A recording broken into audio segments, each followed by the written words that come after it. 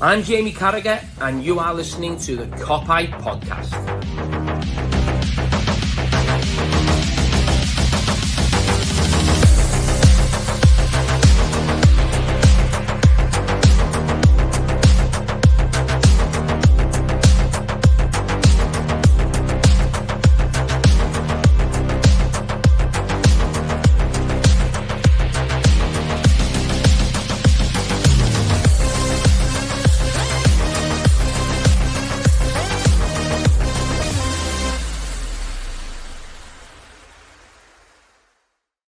What is happening, everyone? Welcome back to the Pint podcast and Pod and a Pint episode 3.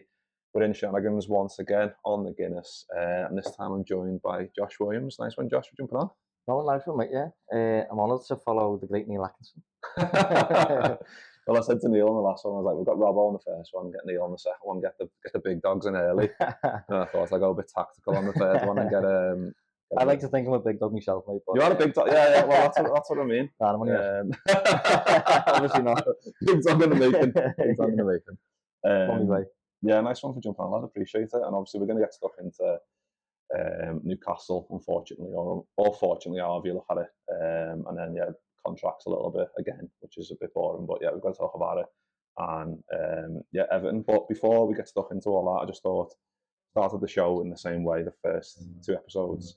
So like a bit of a random question, and this is from me this time. Like I've made this one up myself because I thought it'd be an interesting one. And it was funny when I started the question, you were like, "You're going to get me to pick between Redmen and Anfield Rob," and I was like, "No, I wouldn't do that to you."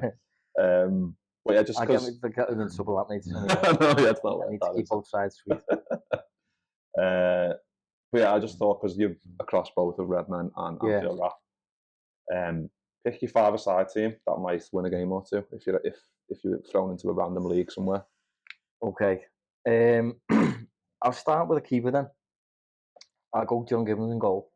I don't know if he's a great keeper, but the game I played with him, he was definitely a great keeper. I was comparing him to Courtois when he was, against Liverpool in the Champions League final. Just stopping everything. Yeah, so he put in a good performance, mate. So I'll pick John. I'll throw, Henry Eccles.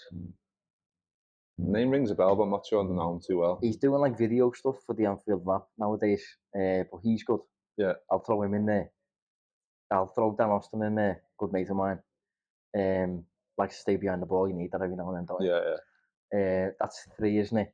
I'll pick Craig. Craig Hanlon's good little player. Technical. I've not seen Craig play, good, yeah? Yeah, good technically, yeah. And is he a lefty? I'm down as a lefty for some reason. I'm not sure if he is actually. That's a good question. That. Yeah. I like my lefties, mate. Yeah. And I'll pick Dan Club. I haven't actually played with Dan yet, but I've played other sports with him and he's decent. And he's asked me to play five-a-side with him, and I haven't got around to it yet. But I think he set the standards quite good, and I believe him. So. Well, it's the game I've played. He's Dan Club. Dan's a decent player. So. Yeah, Monday nights is when he's been trying to get me involved, but I've been busy each time. Did I pick myself then? I don't know if you did. You might... I'll just be the manager then. I think I shoot that, don't I? Captain, but manager as well. Tactics board on the side. Dan's a decent player. I played with like Chris and Paul and Steve Hall as well. Yeah, that was a couple of years ago. That was a funny. I played paddle with Redmen more often. Chris is good at paddle. Is he? Yeah. Yeah. In fact, they're all quite good at it. Yeah. They've all got good technique. I need to get into it. It's a different thing now, and it's like it's possible. Hand eye is just like a different thing for me. It's just like I'm a foot eye guy. Do you know what I mean? Yeah, it's all right. That's what I thought I was, but I'm transformed the past 12 months. Like, honestly, it's boss. Well, that sounds a decent little team actually. So I'll have to try and put that to the test at some point, maybe like next year or something like. And anytime you're on a game, mate, I'll jump in. Yeah. Oh, okay. Well, I need to play. I play like twice a week if I can. So I'll get your name down, lad. Yeah, boss. Yeah, nice one for coming on. I really appreciate it. Oh, what's up? Obviously doing a lot of stuff, like I've just said, like with the Anfield Wrap and Redmen, LFC TV as well. You've been doing stuff with them. Yeah. You've done like a career day or something I saw on your story recently. Yeah, that was on Friday. Weird, mate. Yeah, weird. But trying to tell, like, so what was it? Like, what was the setup like? Well, I haven't stood up in front of a group of strangers and presented since I was in uni. Yeah. And that was about 9 years ago. So, I stood up in front of again, gang of people who I don't know who were in my position maybe like 10 years ago, not knowing what they want to do with their careers, and I just kind of presented about what I do and things like that. So that was weird, but it's and quite empowering as well. If I'm honest, like it's a good feeling being able to guide the next generation, whatever. It was good, like it was different. I think something like that as well. It's only when you speak about it and you say the stuff out loud that you've been doing, that sometimes you can fully appreciate what you've been doing in a way. Yeah, definitely. You know what I mean? There's always this moment as well where when I have to tell people about Substack, most people don't know what it is. My way of getting it across to people who don't know what it is, and I found this out on the spot when I'm stood up trying to be professional, I have to compare it to OnlyFans. That's my way of comparing it. But when you're saying that in a professional setting, let's get what's he up to. There was a few giggles in the room and that. But that's what it's like, apart from the getting naked part. Instead of that, I have to write. That's the upper tier, isn't it? That's 20 quid a month. Yeah, if you want to pay a little bit more, I'll think about it. Like. But that's what it's like, though. Yeah, but it was empowering, as I said. It was good. Yeah, and that's like kind of like fell into like the next question. Like, how's that going? Like Substack, obviously, you've like So that's like your job now is to do like this, isn't it? Like you're doing your Substack. Obviously, like I read your stuff every week, which is like detailed tactical stuff, and you're doing the podcast as well, and obviously I'm on Redmen and Anfield Rap every week, so like you're everywhere really. Like every time I see a show, you're more often than not you're on it, which isn't a bad thing, by the way. But no, it's come out of nowhere though, really. To be honest, I haven't really chased that. It's just kind of came along organically, which is nice. You speak a lot of sense. That's the thing. I think like every time I see like the comments, usually, I'm sure if you look at the comments, like keep Josh on. Josh talks all the sense. Like you know, it was that type of stuff that I saw all the time. I was like, well, this is obviously that's good. That's it really that's what I want. But I've been doing this for a long time now. Like people maybe have only just clicked on something on the Anfield Rap and Redmen in like the past maybe year or something. But I've been doing this for about 6 years, like just talking about football and refining what I'm doing and teaching myself. I'm entirely self-taught as well. Everything I know, I've taught myself how to do it and stuff like that. But the Substack thing, I obviously worked for the Echo for a period for like 5 years, and then they let a load of us go because they're not doing particularly well. And it was intimidating, but I was half happy about it. Like I didn't fit in. At the bottom line, although I was doing journalism and I'm technically a journalist and stuff like that, I never really felt like one. I always felt a bit more of a finalist than they were almost. So when I got made redundant, I had the opportunity to basically either apply for another job where I'm writing clickbait stuff or go my own way. And that thankfully built up enough of an audience over the years from like Redmen, the Echo, the Anfield Rap, Twitter, whatever it is, to monetize it. And I've got enough paid subscribers now to be sitting quite pretty, and I'm earning more than I've ever earned as well. So it's spot, nice. That's and that's like when you talk about like the like doing like the career stuff. That is like what they want, though, isn't it? Exactly, people who've like been through it and like it's something that like you want to do this, and it doesn't seem like it's like a pipe dream in a way for like most people at the start. You think, can I do this? And obviously you've got the quality anyway, like from like the previous stuff that you've done anyway. Yeah. So like I'm then going on to doing it. Obviously, like the more quality you've got, the easier it might be. And obviously, there's like shitloads you got to do. Like there's posting all the time. You've got to write stuff all the time. You've got to record stuff all the time. So it's having like that as well. I'm used to doing a lot more though. Like last year, I was writing 4 articles a day for the Echo. That's 20 a week, and that's on one team. And everything I did was trying to be tactical. So it was a lot of work. Do you know what I mean? Whereas now, Substack, I'm only doing 2 articles a week. That's because I want to do 2 articles a week, and people are willing to accept that. It probably helps the quality though as well, doesn't it? Because you're writing stuff about what you want to write about. Yeah. And while I was writing 4 articles a week, I was writing a book as well. So I've gone from just writing non-stop, tons of it, to getting to a point now where it's much more like less is more, but the quality's better. Do you know what I mean? So it's just, I'm quite lucky. I feel quite lucky to be in this spot because it's just, I've just been doing my own thing really for years, but it's got to a point now where it's paying dividends really. But I've never tried to be a sheep. I've always just kind of done my own thing, and it's going well now. Like, well, you mentioned the book, so like, I was obviously like that came out and had a lot of sort of Carragher like posting about it and all that, which is like that was boss. That's just like players you watched as a kid and like they're just reading your book and all that. That's just like stuff dreams made of, isn't it? It is, yeah. But again, I just did my own thing. I had an idea there. Didn't have a clue what I was doing. I was Googling how to write a book. Honestly. Yeah. And I just started chipping away at it and got to a point where it gets released. It came out in March. But I've said to everyone, like, people ask me, how's the book going? And I say, yeah, it's sound. But the bottom line is I haven't got a clue. Because you get paid once a year from a book. I'm due to get paid for the first time this week, funnily enough. So I couldn't tell you if I've sold 10 or 1 million. Oh, so you don't even know? No. I could probably ask. Yeah. But every year, 1st of December, they draw a line, and however many you've sold, they'll send you a check in the post. So when I get this letter in the post, it'll say, like, you've sold so many, here's your money, go and cash your check, boss. And I'll get paid again next year, yeah. So that's crazy, that. It is weird, yeah. So I think it's going well. I mean, the reviews are good on Amazon and that, but I don't know if I've sold 1 billion or 14. You know what I mean? No, I'm sure you've sold quite a bit. I mean, that'll be a nice surprise for you. You'll have to let me know. Yeah, nice Christmas present. Yeah, I know, yeah. Hopefully, yeah. Boss. But to be honest, I didn't write it for the money anyway. I know it sounds. No. It sounds a bit pretentious maybe to say that, but I didn't. But you've been working on it for a period of time as well. Yeah, anyway. It was a career goal. I wanted to be able to say I'm an author. Yeah. You know, and I had the idea there, so I just did it. But I spent all that time on it, and as of yet, I've done talks and everything. As of yet, I haven't had a penny back from it, so it will be nice to get something like in the end. Yeah. Fingers crossed, you've got a decent like little check on its way to you then, right? Yeah, hopefully. Buy a little share in Liverpool. Yeah. Like I said at the start, so we're gonna obviously talk about Newcastle, which however you look at things, like the social media is just a bit. It's mad, isn't it? Like you've obviously got a decent following on there, and like people have saw like it's nuts, isn't it? I saw all kinds on there, like Nunez stuff, which we'll get into, and all that stuff. But Newcastle played Liverpool 3. It was a mad game. Like generally, before we get stuck into like the more detailed stuff, like what you thought as a whole on the game? Yeah, I thought it was our most hectic so far. I think probably the most fragile we've looked. But I think that's normal considering Kwanzaa comes in, Gomez is in, Kelleher's in goal, Gakpo's in for Diaz.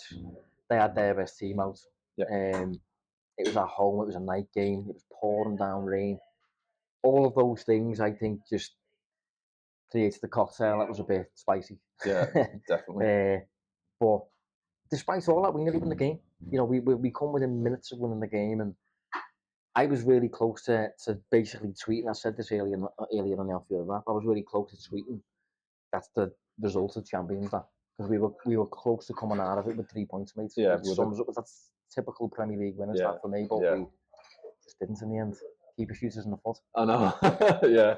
I think that probably everyone felt like that when the Salah gets that late one. You're like, this is like a champions like winning side, like the way it's the kind of game there where you're thinking from an Arsenal perspective, they're looking at it going, again, Salah again. So it's annoying that we've let them in a little bit. Yeah, I think we'll be fine though. Yeah. I think it's like I was reading. Speaking of Substacks, I wrote the little stuff on Mike Reed, who works for Opta. Yeah. So the Reds have conceded 2+ goals in 4 successive away matches in all competitions now. Their longest such run since February 2016. Yeah, that's insane. That I found that out today myself. But Mo tweeted that. No, Mo Stewart. Yeah. He tweeted it. Maybe he wrote it from Mike then. Probably did, yeah. But that's not good. It doesn't feel like that, does it? It doesn't really feel like that's the case. It doesn't feel like that. No.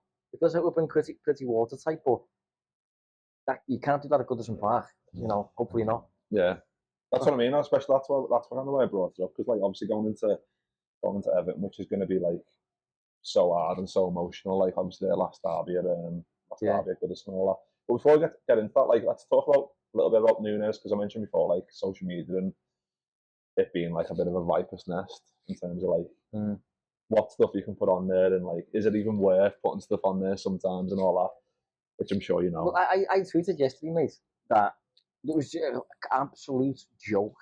Right, I tweeted Alisson would have scored if he'd have played. I saw that, yeah. Joke. Yeah. Someone responded to it with just what? With a question mark. Yeah, I saw that this morning, yeah. Are you serious, mate? Do you think I'm genuine with that? It's mad how you can get completely misunderstood. It's crazy. Like something like that, I think is a given. Yeah. Obviously not. Yeah. You know, it's Twitter, isn't it? Twitter for you, or X nowadays. Yeah.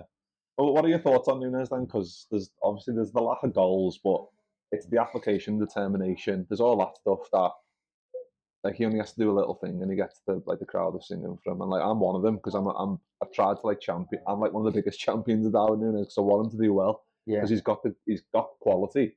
It's just times when you need it. Like there's that one where it comes in. I think Gakpo did the cross goal, doesn't he? And he's just not quick enough to get there. If it was Crouch, he might get there. Do you know what I mean? Like extra on legs.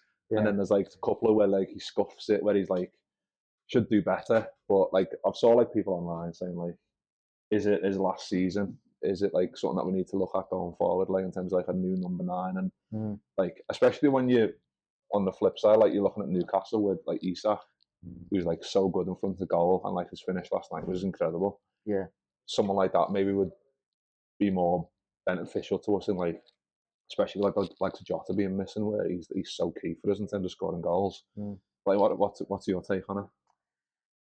Where do we start? Go ahead, lad. I'll have a drink while you tell us. This player, honest to God. I think first of all, I don't think he was a good buy. This was around that time where Liverpool didn't really have a sporting director, wasn't it? Yeah. Edwards had just left. Ward had the keys, but Klopp was kind of a bit more powerful than Ward at the time. Schmadke was going to come in shortly after.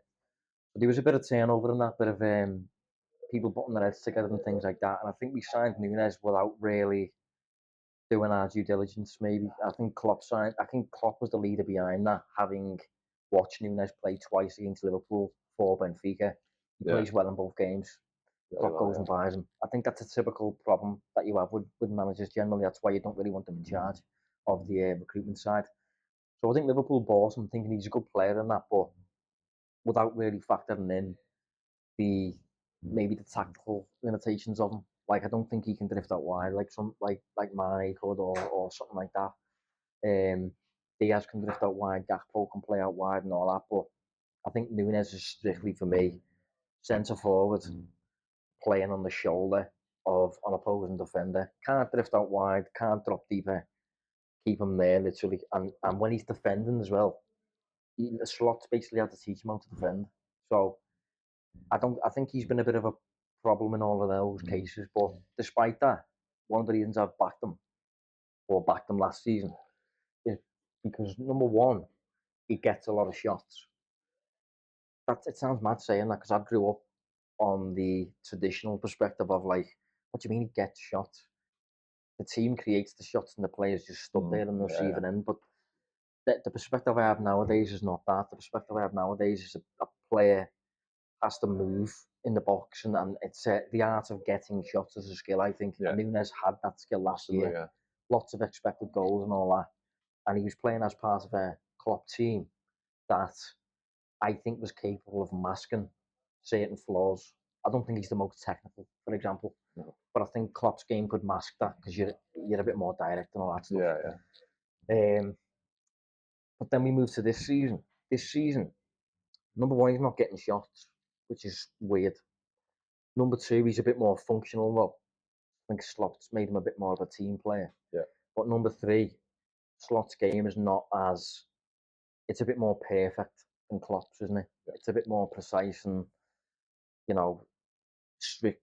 This is how we do things and all that. And I think within those confines, Nunez sometimes looks a little bit out of place. I just don't think he blends in with his teammates sometimes. Yeah. So, all things considered, I think if you keep Salah and going into next season, all of the attackers that we've currently got are staying, I think in that case you can probably look at Nunez and think, you know what, we're probably willing to cut ties here. And I think if there's a buyer out there, you probably just do it and get in someone who makes a bit more sense. Like someone I've tipped a few times is someone like Xavi Simons from PSG, currently on loan at Leipzig.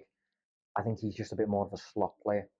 And I think if you was to get rid of Nunez and get someone like him in, I don't think it just works for everyone really. But if Salah goes, I don't think you also get rid of Nunez in the same summer. I think it's too much turnover for me. Yeah. So But at the same time, if you keep him and he does what he does at the start of the season, where he backs up Jota, I think that's fine. Yeah. The problem is when he's playing every week, I'm not sure he's a slot forward. You know what I mean? Yeah, because he's in the limelight. You've said it perfectly. Like he's in the limelight more because Jota's not available. That's what I said before. Like in terms of like, you can't take him off. Yeah, so it's like you've got to like just either like we've seen Diaz up there and Diaz doing really well as like a 9, but or like whatever you want to call it, false 9, dropping in and dropping wide or whatever he's doing. Yeah. But he's been doing it really well. But that's like as a result of Jota not being available. Yeah. Do you know what I mean? So we're having to like be like slotted it like with the back line being creative, but I think he's have to do that as well, like with certain elements of the front line as well. But yeah, I think it is an interesting one because like people just like it's the cut and dry element, and they just want like he's done this, he's gone, he's got to be gone now. Yeah, it's not black and white. You know, no, exactly. It never is. The shades of grey in there, like. But I think he's good at certain things. At heart, I think he's just a really dangerous player. Yeah. And if you're coming up against him, I do think you're worried about him, like. Definitely. But and he works really hard for you. You know, he runs up into the ground and all that. Bit of a cult hero vibe about him. But I think he would suit, funnily enough, someone like a Newcastle and the way they play compared to Liverpool, who are now managed by a manager who's a lot more controlling. Nunez gives you the opposite, really. So, yeah, if he stays, I wouldn't have that much of a problem with it. If he goes, I would no longer have that much of a problem with it. I'm not as convinced as I was initially when he was working under Klopp and he was getting tons of shots. Back then, I was a bit more convinced that he's going to explode soon. Now, because the manager changing things, change of playing style, I'm no longer as convinced that there's a match made in heaven there. I don't think there is. I think there's a bit of conflict. Yeah, I think under Klopp, I think it's like the chaos of Klopp, inverted commas, like, and the chaos of him kind of blended a little bit well better, like you said. But like the control of Slot is like goes against kind of what he can provide, doesn't it, in a way? Well, I wondered whether the control of Slot would calm him down and benefit him. Yeah. But it kind of has, but almost too much, because now he's not really getting shots now. Yeah. And when he does, he's scoring some of them, but he's missing a few of them as well. Still, the composure in front of goal is not there yet. Still, and he's 25 now.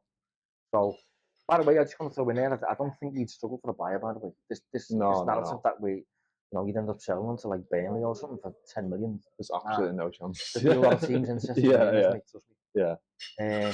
Especially like someone like Atletico Madrid, I think is a good show. A lot of people have said that. Maybe not now, they've just bought Alvarez, but a team that's a bit more vertical and not as perfect with the ball, I think would be interesting. Even Benfica, but I don't know what they'd pay it like, considering the size of them, but you'd get a buy like. Yeah, because like the amount we pay for them and stuff, and people are like maybe worrying about like recouping the money, but I agree. I don't think it would be that much of an issue because if you throw him in your side, like you said, he's a creator of chances, and like he's a shot. I think you've used this term before, like a shot magnet. I like that term because like he's in there and he will attract chances. So I think that's like a main thing you need to factor in. But yeah, like in terms of like Gravenberch and stuff, I don't think he was quite at it as well in terms of like. I don't know if that's like as a result of like playing too much or like obviously because like Zubimendi stuff and like we wanted him, and then Gravenberch has all of a sudden been catapulted and he's been so good for us. I think this game you could see like early doors, like he gets dispossessed by I think it's Tonali, I think early, and you think that's Tonali was great. He was very good, but you're thinking like that's a little bit of a warning sign. But I think similar to them and like Kelleher, because obviously Alisson's injured, but having to like put the same 11 straight into it. If you want to be like the strongest you can, you're having to keep putting the same fellas in and in and in. And that kind of like, I think doesn't help in the long run when you're trying to keep players fit. Like obviously we kept Diaz on the bench against Newcastle and all that, but I think like the likes of Gravenberch and like Kelleher, Jones, there's players like that where you think could we have like a better options going forward in terms of like maybe obviously people talk about transfers now as well, like because obviously Nunez get brought up. There's people talking about transfers in January and stuff like that as well. Yeah, well, I've been asked a few times, would you still do Zubimendi? And yes, that's an obvious answer for me. Even if Gravenberch's shining, you still need another midfield body in there. Ideally, someone who can play the 6 spot a little bit deeper. I think we've got a lot of midfielders who want to be around the final third. I think we could do with another one who is happy to sit closer to Virgil. Basically, Superman would be that. But I think the Newcastle thing, Gravenberch wasn't great, don't get me wrong, but I think we were a lot more predictable in the way we built the game. I think with Kwanzaa and Gomez versus Trent and Canate, I just think we encountered some issues there. And Newcastle are a pressing team anyway. I think they just kind of welcomed passes towards the middle of the park, and then once they got there, pounced and basically won the ball, and then they were in on us. So it was a bit like watching Slott's Liverpool against Klopp's Liverpool from a few years ago, to be honest, where you just you ask, go on, pass it through the middle of the park, and then we had Henderson, Fabinho, and Wijnaldum just on you. It was like that. I don't think it'll be like that against Everton, for example. Gravenberch should still be just as tired, but I don't think Everton. I mean, he might, but I don't think Everton will press like Newcastle did. I don't think most teams will. No. It was just a bad. I said earlier, I think it was a bad game for Canate and Trent not to be there. Because we needed help to get out of our own defensive set in this game, I think, and we didn't have it. Yeah, because I just felt like the first half, like the way it was going. Obviously, we go in like 1-0 down, and like we get the goal obviously just after. But we needed like a bit of incisive passing. Like Quansah over there, we saw him come on in the last game for Newcastle, and it was a thrown over right back, and he was like, you thought like maybe Gomez is going to go over there and Quansah's going to go in the middle, but no, like Slot kept him as a right back. And then we've seen him like this, obviously trialing this, see how it goes on a bit longer. But we were missing that like incisive passing, I thought, and obviously Canate speaks for himself because up against Gordon, he would have kept him at least a bit more quieter than we would have. Yeah, it's even on top of the incisive passing. He was also an element of just chill, just relax on the ball. But we didn't really have that. I think Gomez, and because of what Quansah's been through this season so far, they're both a little bit prone to like. They'll flap it if you put the pressure on them, turn the heat up a little bit. They'll bottle it a bit basically, because of mistakes that have built up over time. Whereas that doesn't happen to Virgil because he doesn't really make mistakes. Or if he does, he just loses immediately. So I think Gomez is fine, Quansah's fine in games where teams are going to sit off, and a lot of teams will do that because it's Liverpool. But Newcastle really had a go, and it shined a light on how nervous those two can be. And they were playing next to each other. So it was a recipe for disaster where he went. Yeah, especially like the Gomez one where he's trying to pass it back to Keller and then Gordon's through and then Keller makes a decent save, to be fair. But yeah, I think that's something that obviously like Canate, I don't know how long Canate is out for, but like getting him back as soon as possible. The way that he got injured as well just still pisses me off, like the last 30 seconds on Madrid, you know what I mean? Like literally. He was kicking out a few times. That injured, by the way, man. Very annoying that. But yeah, let's talk about Mo Salah, because invariably, like Liverpool games, Mo Salah has a massive say in them, and we couldn't have won that game. Do you know what I mean? We'd now be sat here talking about like we were saying earlier, the sign of champions and whatever. But Mo Salah again just turns up. Like first half, he's pretty anonymous, and then like in the second half, he getting balls into feet, and he's getting into those areas where you want him to be a bit more. But yeah, like I just want to reference like what Slot said after the game, because Slot says after the game, every time we need Mo Salah, he scores a goal. We are hoping and expecting he can continue this for a long time. He was outstanding in the second half. He did many special things for us. And obviously people are then like focusing on continue for a long time. Like what does it mean? Like in terms of like long time? Is that like, does that mean he's going to sign a contract? And well, obviously like an avalanche starts when stuff like that said. But yeah, like, what are your thoughts on like Salah and like where he is at the minute? Because I think like in terms of like goals, like goal scoring and assisting, he's just incredible, isn't he?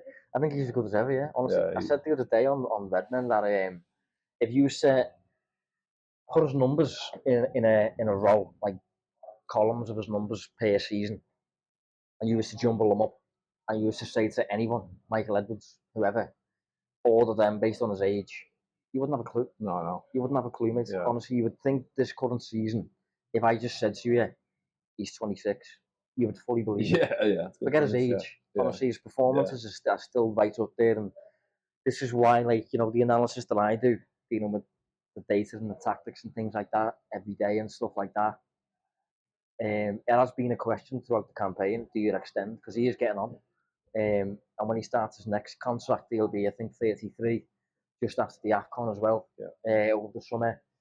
So it's been a bit of a question, but there's absolutely no sign whatsoever that he's coming off it.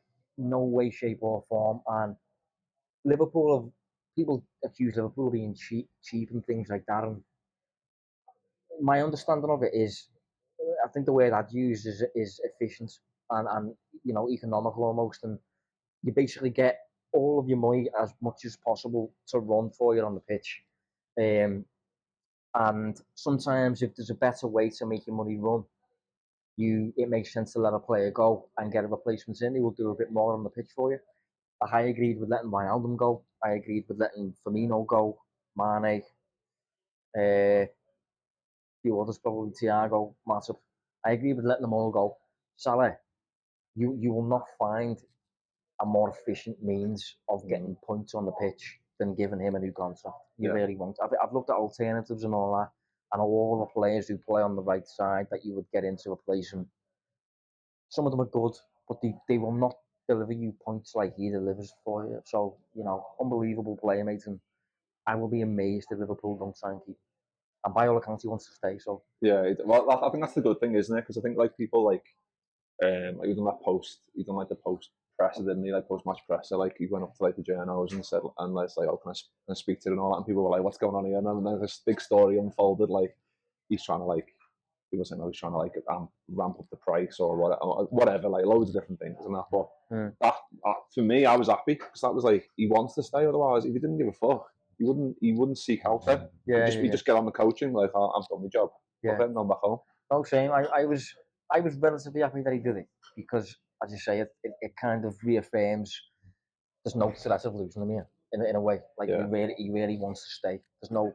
I think one of the reasons people are so worried about this kind of like contract thing looming is in case Real Madrid come and get him, or Barcelona come and get him or something. But the lad wants to stay, so in that sense, relax.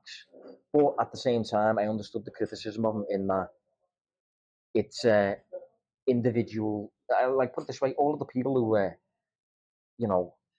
relentlessly defending him and the people who immediately dived on him were like FSG are a disgrace and all that. They absolutely fell for what he did, hook, line, and sinker, because that's exactly what he's doing. The reason he came out and talked is to build up the fan pressure on the club. So anyone who did start tweeting like, "Oh, it's a disgrace," what's he did? That's exactly what Salah was looking for. Yeah. So just ignore it. But the fact he wants to stay for me was the headline. That's the main thing.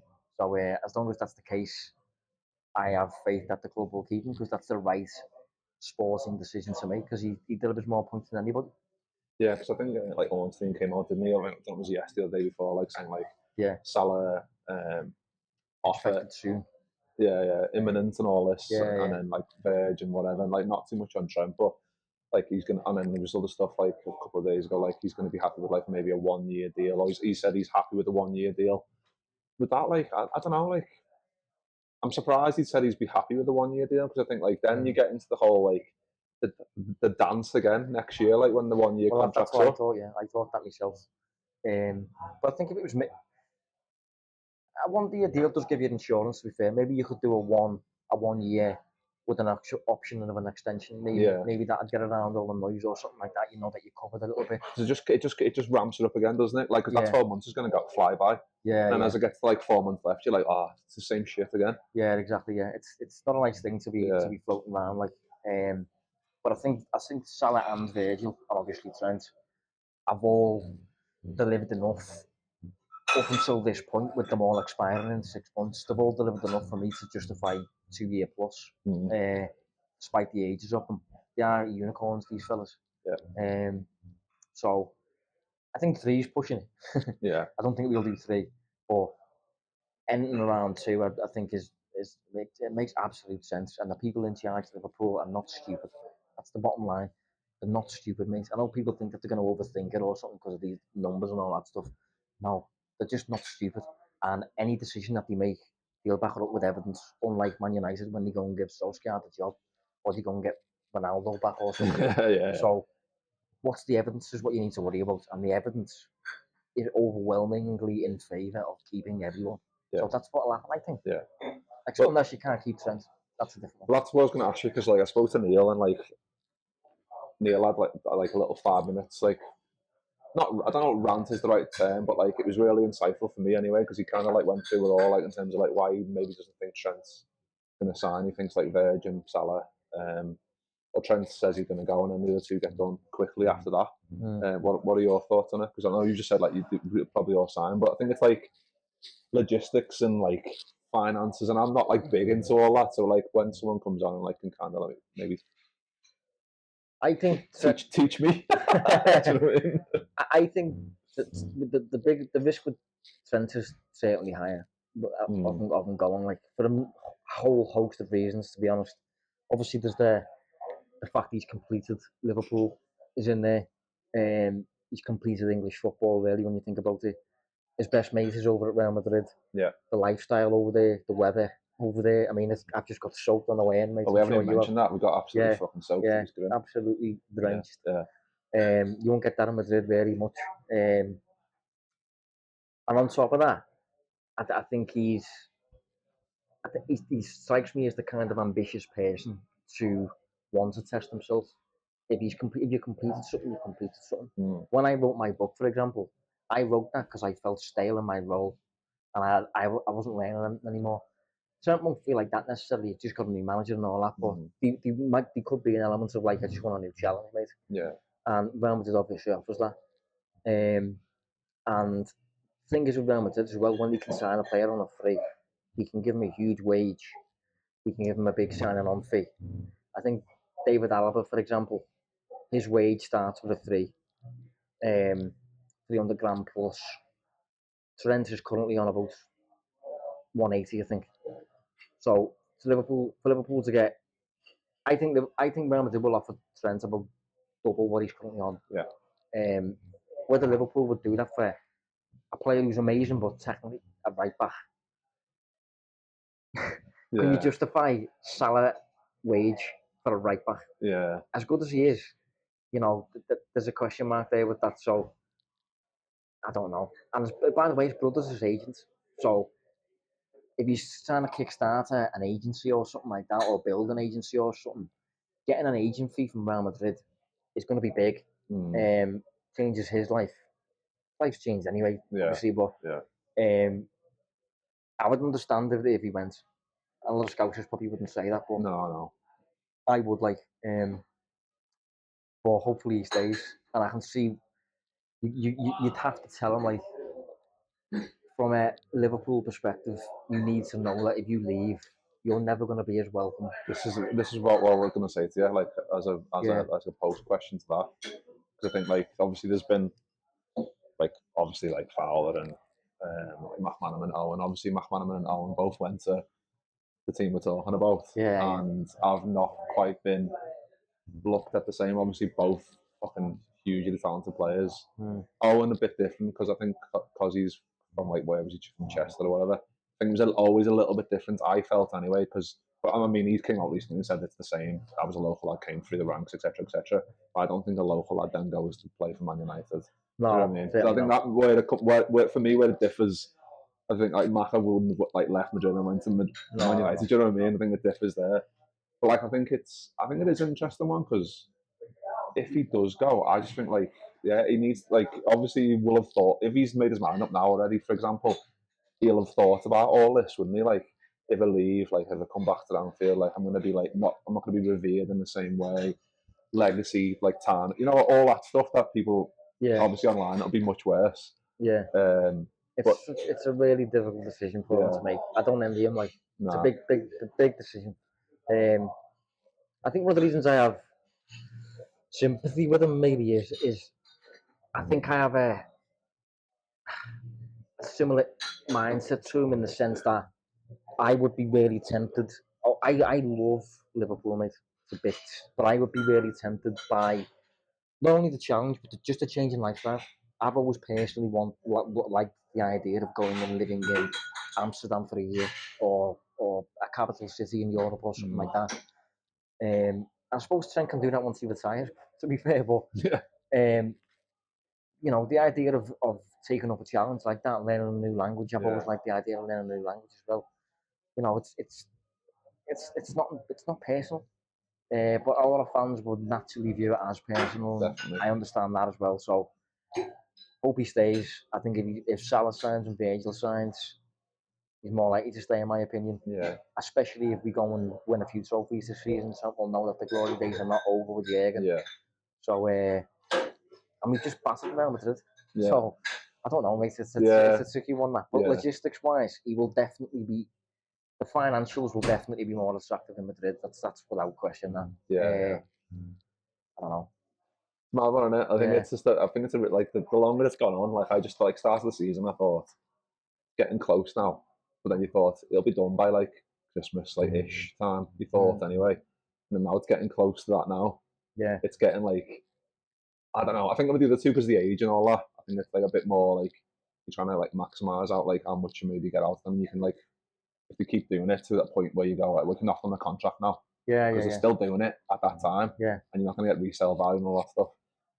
But with Trent, I think it is a bit of a weird one. But no, with Trent, you'd have done it 2 years ago, obviously. But going back to what I mentioned earlier, Edwards goes to Ward, goes to Klopp, basically goes to Schmadke, then Klopp leaves, replaced by Slot. Hughes comes in, Edwards comes back. All of that turnover upstairs is why contracts have taken a backseat. And that's why we've got to a point now where 3 of our biggest transformers are on the way out. Kanate's only got a year and a half left as well. But that's because of the turnover upstairs. And I think if Edwards had just stayed in charge the whole time, I don't think we'd be in this spot. I think it's because we've let it get to this point. And it's not necessarily anyone's fault, really. It's just kind of happened that way. Yeah. It's just bad timing. Yeah. Well, it's an interesting one, but I don't want to. Let's talk about Everton a little bit because we'll finish on Everton because contract stuff is. Yeah, I try not to talk about it too much, but you can't not. Do you know what I mean? Like when it's getting to these stages, you can't not talk about it because, like, well, you're going, well, why aren't you mentioning the contracts? Like, it's up to you to be in clubs soon. Do you know what I mean? Yeah, it's a big talking point, like, and it's interesting as well. It is interesting stuff, like, because I think a lot of people don't really get it. A lot of people just think it's about like not paying them enough or something. Only blame FSG, but there's a lot of stuff in it. Like, it's as you said earlier, probably a bit boring, maybe. I think only because it's like been dragged on, and I think it's like because every week, like, and then Liverpool do so well, you can kind of like put that to the back of your mind. You're like, well, Liverpool being boss, we can forget about the contracts for now. Then like a result like that, like Newcastle happens, and for me it like throws it back in a little bit. People are then going, oh, we need to do this, we need to do that. Do you know what I mean? I just think it's just every good performance it will keep popping up on it. Yeah, exactly. The thing is, well, Sen comes on and gets 2 assists. Salah gets 2 goals. Yeah. You know, Virgil was imperious against Manchester City a few days ago. Yeah. Not good, is it? That's what I mean. Do us a favour, lads, start playing badly. That's it, isn't it? Let's talk about Everton then, because, I mean, Saturday, early kick-off, so in a way, like, we get the chance to go first. I don't know if that's a good thing or a bad thing, like, in terms of, like, pressure, because we need to then keep the pressure up, because obviously dropping points to Newcastle. I think, for me, like, I predicted us to beat Newcastle, but in the back of my mind, I was also thinking, if you get 4 points from Newcastle and then Everton, both away, it's not that bad, really. Like, Newcastle, they've been playing, like, beat Arsenal, and I think they drew with City, didn't they? And, and there's Everton, which, if it was Everton, Arsenal, Everton, City, Everton, Chelsea, you expect them to win, but because it's the derby, the emotional side of it, and there's all the extra elements into it that make it more difficult for us. And it's going to be probably the last derby at Goodison, and there's them coming off the back of a battering Wolves 4-0 randomly. Couldn't believe. Did you see the goals though? I didn't see the goal. No, really shocking. So he scored 5 times from set pieces. Oh, was he? One of them was offside, so it didn't count. But all 4 of their goals were like corners and free kicks, and it was the most miserable 4-0 that I've ever seen. If I was on the ground, like, you know when the best goal that you celebrate is when the move's building, and as the move's building, you're a bit more like and you're ready to go. But with a set piece, the ball comes in, goal. Oh yes, boss. But like that happened 4 times. So I didn't see that. You don't score 4 set piece goals against Liverpool. You don't score 4 set piece goals ever, really. No. So the bottom line is an open play. They're still kind of crap. But you can. I mean, I suppose they've turned the corner in the sense that they finally got a win. But I don't know if that's good or bad for Liverpool, really, because if they come up with confidence, I think we'll just put them to the sword almost. If they try and press us like Newcastle did, I don't think they've got the players or the know-how to do that. No. So I think we'll just dance around them, especially if we've got Trent back in the team. Yeah. But yeah, I don't rate Everton at all. Like if you can make it about the two football teams, we should have them. But as you say, Goodison Park, early kick-off. We've just played late Wednesday night. What I do. It's the emotional side as well, isn't it? Like I don't know. Hopefully, it doesn't come into it. And I know like Sloth's like so controlled, and he'll try and take like the emotion out of it and stuff. But like, what type of lineup are you expecting? I think Diaz comes back in from Liverpool. You mean? Yeah. Yeah, I think Diaz comes back in. I think Trent comes back in. Gomez centre half. Nunez comes out for me. I think. Mind you, hang on. I think Gakpo might play left. Diaz as the 9. Yeah. Because Nunez plays the entire game against Newcastle despite not really playing that well. Mm-hmm. I think that's because he's not playing the next one. Yeah. So I think there'll be the changes. Obviously, McAllister can't play; he's suspended. Yeah. So I think it'll be a stronger team than we played against Newcastle. And because of that, I think we'll just play better. And a lot of the problems we saw against Newcastle, I think, was because they were just good and they had a plan for us. Yeah.